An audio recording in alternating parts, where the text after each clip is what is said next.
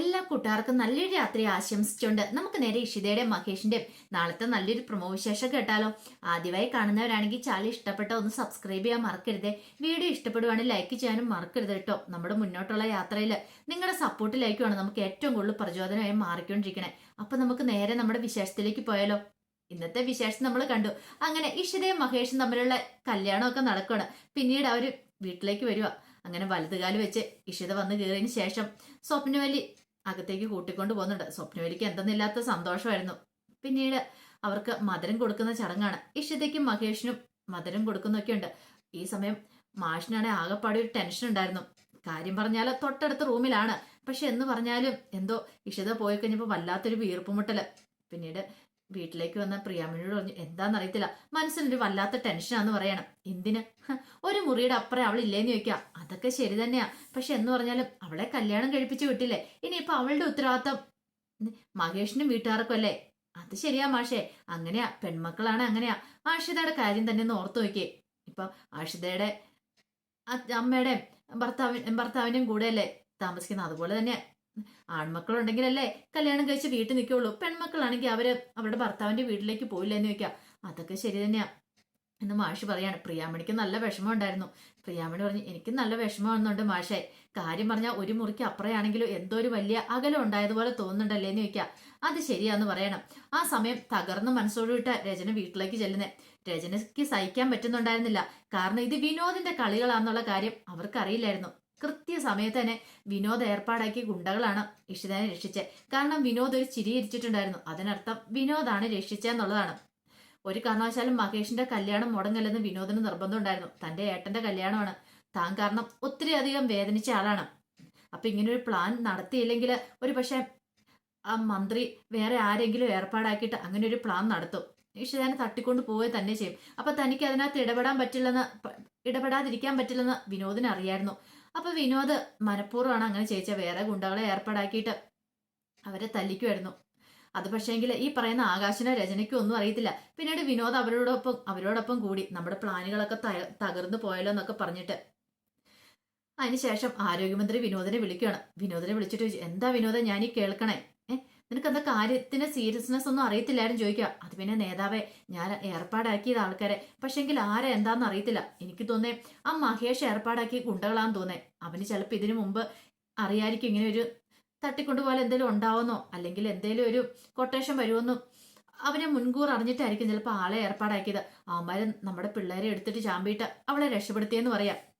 ഇതൊക്കെ നേരത്തെ കാണേണ്ട കാര്യമല്ലായിരുന്നോ വിനോദേ? അങ്ങനെയാണ് പിന്നെ ഇങ്ങനെയൊക്കെ സംഭവിക്കുവാന്ന് ചോദിക്കുക. നേതാവ് ഇനിയിപ്പോ പറഞ്ഞിട്ട് കാര്യമില്ലോ, എന്ത് ചെയ്യാനാന്ന് പറ. അവനും അവളും കൂടെ ഇന്ന് ആദ്യരാത്രി ആഘോഷിക്കാനായിട്ട് പോവാ.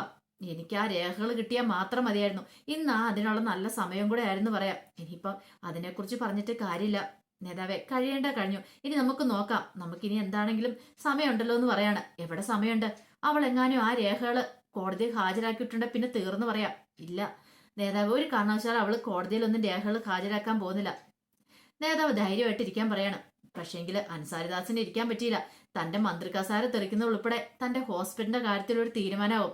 അവിടെ അവയവ കച്ചവടം നടക്കുന്നതിനുള്ള കാര്യം നാട്ടിപ്പാട്ടാവും. സമൂഹത്തിൽ മൊത്തം അറിയും. പിന്നെ താനും തന്റെ ഭാര്യയും എല്ലാരും കൂടെ ജയിലിലേക്കായിരിക്കും പോകുന്നത്. അതിന് ചിന്തിക്കുന്ന പറ്റുന്നതിലപ്പുറമായിരുന്നു. ആ സമയം രചനയ്ക്കാണ് സഹിക്കാൻ പറ്റില്ല. വീട്ടിലേക്ക് വന്നു കഴിഞ്ഞപ്പോൾ തന്നെ രചന കട്ടക്കലിപ്പിരിക്കുകയാണ്. അപ്പോഴേക്കും ചിപ്പിമോൾ അങ്ങോട്ട് വന്നു. ചിപ്പിമോൾ വന്നിട്ട് പറഞ്ഞു അമ്മേ, എനിക്ക് ഡാഡിയുടെ അമ്മയുടെ അടുത്ത് പോണെന്ന് പറയാം. മിണ്ടാതെ പൊക്കോ അവിടുന്ന്. അവളുടെ ഒരു ഡാഡി അമ്മ ഒരക്ഷരം പോലും മിണ്ടിയാക്കല്ലെന്ന് പറയണം. ചിപ്പിമോൾക്ക് വല്ലാത്ത സങ്കടമായിപ്പോയി. ചിപ്പിമോള് മുറിക്കകത്തേക്ക് അങ്ങോട്ട് കയറിപ്പോവാണ്. ആ സമയം ആകാശ് വന്നിട്ട് പറഞ്ഞു ചിപ്പിയോട് ദേഷ്യപ്പെട്ട് കാര്യമൊന്നും ഇല്ലാന്ന് പറയണം. ആകാശല്ലേ പറഞ്ഞ കല്യാണം മുടങ്ങൂന്നൊക്കെ. എന്നിട്ട് ഇപ്പൊ എങ്ങനെയായെന്ന് ചോദിക്കുക. അതിപ്പോ എനിക്ക് എന്ത് ചെയ്യാൻ പറ്റും? വിനോദ് ആൾക്കാരെ ഏർപ്പാടാക്കി. അവരെ തള്ളിയിട്ടിട്ട് വേറെ ആൾക്കാര് അവളെ പിടിച്ചോണ്ട് പോയി. എനിക്ക് തോന്നുന്നു ആ മഹേഷ് എല്ലാം നേരിട്ട് അറിഞ്ഞിട്ടുണ്ടായിരുന്നു തോന്നേ. അതുകൊണ്ടാണ് അവൻ ഈ കാര്യങ്ങളൊക്കെ ചെയ്തിരിക്കുന്നത്. ആ സമയത്താണ് മനസ്സിനിയുടെ കോള് വരുന്നത്. മനസ്സിന് പറഞ്ഞു എനിക്ക് എന്ത് ചെയ്യണമെന്ന് അറിയത്തില്ലാത്ത അവസ്ഥയിലാണ് ഞാൻ. എന്നെ ഇപ്പൊ അവർക്ക് നല്ല വിശ്വാസമുണ്ട്. പക്ഷെ എന്നെങ്കിലും എന്റെ കള്ളത്തരം പിടിക്കപ്പെടുവാണെങ്കിൽ ആദ്യം എന്നെ ആയിരിക്കും ക്രൂശ കയറ്റുന്നതെന്ന് പറയാണ്. ഇത് കേട്ടപ്പോ ആകാശ് പറഞ്ഞു അല്ല, നിങ്ങൾ അവിടെ കൊണ്ടേ വിട്ടതല്ലേന്ന് ചോദിക്കുക. ഞാൻ അവിടെ കൊണ്ടേ വിട്ടതാ. അവന്മാരൊന്ന് കൊണ്ടുപോവുകയും ചെയ്താ. പിന്നെ അതിന്റെ ഇടയ്ക്ക് എന്താ സംഭവിച്ചെന്ന് മാത്രം എനിക്ക് അറിയത്തില്ലാത്തുള്ളൂ. കാരണം അവരുടെ കയ്യിൽ നിന്ന് ഗുണ്ടകൾ പിടിച്ചോണ്ട് പോയെന്ന് പറഞ്ഞു. പക്ഷെ എന്തോ എനിക്ക് ഇത്ര അങ്ങ് വിശ്വസിക്കാൻ പറ്റുന്നില്ലെന്ന് പറയാം. ഇനിയിപ്പൊ അതൊന്നും പറഞ്ഞിട്ട് കാര്യമില്ല. അടുത്ത എന്തേലും പ്ലാനും പദ്ധതിയും നോക്കണമെന്ന് പറയാം. മൻസൂർ പറഞ്ഞു, എൻ്റെ സമാധാനം പോയത്. അവളുടെ കല്യാണം ഒരിക്കലും നടക്കില്ലെന്ന് ഞാൻ പ്രാർത്ഥിച്ചുകൊണ്ടിരിക്കുമായിരുന്നു. പക്ഷെ അത് നടന്നല്ലോ എന്നോർത്തിട്ട് ഫോൺ വെച്ച് കഴിഞ്ഞിട്ട് മനസ്സിലേക്ക് സങ്കടം സഹിക്കാൻ പറ്റുന്നുണ്ടായിരുന്നില്ല. ഇത്രയും നാളും കാത്തിരുന്നേ ഇന്നത്തെ ഒരു ദിവസത്തിന് വേണ്ടിയിട്ടായിരുന്നു. കല്യാണം മുടങ്ങി കഴിയുമ്പോൾ അവളും അവളുടെ അച്ഛനും അമ്മയും എല്ലാം കൂടെ ഇരുന്ന് പൊട്ടിക്കരയുന്ന ആ രംഗം ഒന്ന് കാണാൻ വേണ്ടിട്ട്. പക്ഷെ ഒന്നും നടന്നില്ല. പിന്നീട് ആകാശിന്റെ രചന ഒരുമിച്ചിരുന്ന് മദ്യപിക്കുകയാണ്. രണ്ടുപേരുടെ നിയന്ത്രണം വിട്ടുപോയിട്ടുണ്ടായിരുന്നു. കല്യാണം മഹേഷ് ഇന്ന് ജയിച്ചു. മഹേഷ് ഇന്ന് ജയിച്ചാൽ അതിനർത്ഥം എന്താ? ചിപ്പിമോൾ അവന് കിട്ടുമെന്നുള്ള. ഇഷിത ഡോക്ടർ കോടതിയിൽ എന്താ വിധി പറയുന്നത്, കോടതിയിൽ എന്താ മൊഴി പറയണെന്ന് പറയാൻ പറ്റില്ല. അങ്ങനെ പറഞ്ഞാല് ചിപ്പിമോളെ എനിക്ക് നഷ്ടമാകും ആകാശേ. അങ്ങനെ വന്നിട്ടുണ്ട് പിന്നെ ഞാൻ ജീവിച്ചിരുന്നിട്ട് കാര്യമില്ല. ഞാൻ ആ മഹേഷിന്റെ മുന്നിൽ തോറ്റു പോകുന്നതിന് തുല്യവാ. ഇത് കേട്ടത് ആകാശ് പറഞ്ഞു, നീ മാത്രമല്ലല്ലോ, ഞാനും അങ്ങനെ തന്നെയല്ലേ, എന്റെ അവസ്ഥ അത് തന്നെയല്ലേ എന്ന് ചോദിക്കുക. പിന്നീട് അവര് അതിരാത്രി ആഘോഷിക്കാനായിട്ട് അവര് പോകുന്ന ഒരു ഫ്ലാറ്റിലേക്കാണ്. അവർ റിസോർട്ട് റൂം എടുത്തിട്ടുണ്ടായിരുന്നു. അങ്ങനെ അങ്ങോട്ടേക്കാണ് അവർ അന്നത്തെ ദിവസം പോകുന്നത്. അങ്ങനെ അവിടെ ചെന്ന് കഴിയുമ്പോഴത്തേനും ആദ്യം മഹേഷ് കയറി ഓടുവാണ് മുറിക്കകത്തേക്ക്. കാരണം മഹേഷിന് ആ ഫുഡ് കഴിച്ചപ്പോൾ തൊട്ട് വയറിനകത്ത് ചെറിയൊരു പ്രശ്നം ഉണ്ടായിരുന്നു. മഹേഷിന് ലൂസ് മോഷൻ പോലെ തോന്നിയിട്ടുണ്ടായിരുന്നു. അപ്പം മഹേഷിന് അങ്ങ് റിസോർട്ടിന് അങ്ങോട്ട് ചെന്ന് കഴിഞ്ഞപ്പോൾ തന്നെ മഹേഷ് പറഞ്ഞു, ഞാനിപ്പോൾ വരാമെന്ന് പറഞ്ഞുകൊണ്ട് ആ പെട്ടി ഇഷിതയെ കൊടുത്തിട്ട് മഹേഷ് നേരെ കയറി ഓടുവാണ്. അപ്പൊ റൂമിന്റെ കീയും മേടിച്ചോണ്ടാ കയറി ഓടുന്നത്. അങ്ങനെ ചെന്ന് റൂം തപ്പി കണ്ടുപിടിച്ച് നേരെ ബാത്റൂമിലേക്ക് കയറി ഓടുന്നത്. അവിടെ പോയിരുന്നു കഴിഞ്ഞപ്പോഴാണ് മഹേഷിന്റെ ആശ്വാസം വന്നത്. പക്ഷെ ഇഷിതയ്ക്ക് കാര്യം എന്താന്ന് മനസ്സിലായില്ല. അങ്ങനെ ഇഷിത പിന്നീട് പതുക്കെ കയറി വരുവാണ്. പതുക്കെ കയറി വന്നു കഴിഞ്ഞപ്പോഴത്തേനും മുറിയിലേക്ക് കയറി വന്നപ്പോൾ മുറിയൊക്കെ അലങ്കരിച്ച് വെച്ചിട്ടുണ്ട്. അപ്പൊ ഫസ്റ്റ് നൈറ്റിന്റെ രീതിക്ക് നല്ല രീതിയിൽ കപ്പിൾസിന് വേണ്ടിയുള്ള അലങ്കാരമൊക്കെ ചെയ്തു വെച്ചിട്ടുണ്ട്. ഇഷിത അവിടെ എല്ലാം നോക്കുവാണ്. പക്ഷെ അങ്ങനെ നോക്കുന്ന സമയത്ത് ഇഷിതയുടെ മനസ്സിൽ ചിപ്പിമോളെ കുറിച്ചുള്ള ചിന്ത വന്നു.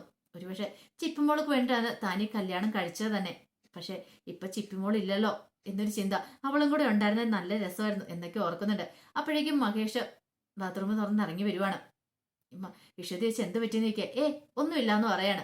പിന്നീട് കുറെ സമയം കൂടെ സംസാരിച്ചിരുമ്പോൾ വീണ്ടും മഹേഷിന് ഇത് തന്നെ. മഹേഷ് വീണ്ടും ബാത്റൂമിലേക്ക് പോവാണ്. അപ്പൊ ഇഷിത ഓർത്ത് ഇത് എന്ത് പറ്റി എന്താന്ന് അറിയത്തില്ലോ എന്ന് പറയണം. എന്ത് എന്ത് പറ്റിയെന്ന് അറിയത്തില്ലോ എന്ന് ചിന്തിക്കുവാണ്. അങ്ങനെ കുറെ സമയം കഴിഞ്ഞ് മഹേഷ് വീണ്ടും ഇറങ്ങി വന്നു. എന്താ മഹേഷേ, എന്തെങ്കിലും പ്രശ്നം ഉണ്ടോ എന്ന് ചോദിക്കാം. അവസാനം മഹേഷ് പറഞ്ഞു, ആ പട പ്രശ്നമായെന്ന് പറയാ. കാര്യം എന്താന്ന് പറ. അത് പിന്നെ എന്ത് പറയണമെന്ന് അറിയത്തില്ല. മഹേഷിന് ആ പടൊരു നാണക്കേട്. കല്യാണം കഴിഞ്ഞ ആദ്യ ദിവസമാ. ഇവളോട് എങ്ങനെ ഇത് തുറന്നു പറയും? പറയാതിരിക്കാനും പറ്റില്ലല്ലോ. അവസാനം മഹേഷ് പറയുവാണ്. ഇത് കേട്ട് കഴിഞ്ഞപ്പോ ഇഷിതയ്ക്ക് ചിരിയാ വന്നേ. ഇഷിത പിന്നെ പറഞ്ഞു, ഇത് പിന്നെ പറയാൻ മടിക്കേണ്ട കാര്യമുണ്ടോ? ഞാനൊരു ഡോക്ടറല്ലേ, ഞാൻ മെഡിസിൻ വാങ്ങിച്ചാൽ പോരായിരുന്നു എന്ന് ചോദിക്കുകയാണ്. അവസാനം മഹേഷ് പറഞ്ഞു, അത് പിന്നെ ഞാൻ നാണക്കേട് വിചാരിച്ചല്ലേ, അതുകൊണ്ടല്ലേ പറയാതിരുന്നേന്ന് ചോദിക്കുക. ദേ മഹേഷിന്റെ ഭാര്യയെക്കാളുപരി ഞാനൊരു ഡോക്ടറാണ്, ആ കാര്യം മറക്കരുത്. എന്നോട് തുറന്നു പറയുന്നതിന് മടിക്കേണ്ട കാര്യമൊന്നും ഇല്ലാന്ന് പറയാണ്. മഹേഷിന് അതോടെ കേട്ട് കഴിഞ്ഞപ്പോ ഒരു ചമ്മലായി. ആ സമയത്ത് മഞ്ജിമ സ്വപ്നവല്ലി സംസാരിച്ചോണ്ടിരിക്കുകയാണ്. മഞ്ജിമ പറഞ്ഞു, അല്ല ഇന്നത്തെ ദിവസം അവിടെ ഇവിടെ പോരായിരുന്നോ? ഇവിടെ അല്ലായിരുന്നോ ആദ്യ രാത്രി? ഇതല്ലേ വീടെന്ന് ചോദിക്കുക.